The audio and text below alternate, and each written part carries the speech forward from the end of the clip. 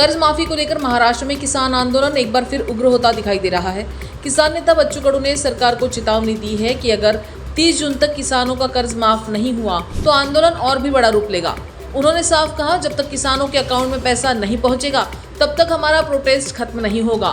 फडणवीस सरकार पर निशाना साधते हुए उन्होंने कहा कि हमने सरकार को पहले ही चेताया है, हम अभी जिंदा है और यही खड़े हैं।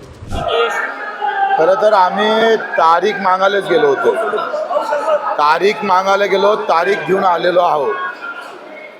खरं तर कर्जमाफीची कर्जमुक्तीची घोषणा सरकारनं केलेली आहे। तुम्ही लक्षात घ्या का जे सरकार या सगळ्या गोष्टीपासून योग्य वेळ अशी म्हणत होती, ते योग्य वेळ आमच्या सगळ्या कार्यकर्त्यांना, सगळ्या नेत्यांनी, सगळ्या शेतकरी नेत्यांनी एकत्र होऊन जो योग्य वेळ त्यांची 28ची 29ची असू शकली असती, ते आम्ही आत्ता आणलेली आहे। हे सगळ्यात मोठं यश आहे। तारखेपासून जे सरकार पडत होतं ते सरकार तारखेवर आणून ठेवलं, हे सगळ्यात मोठं यश आहे।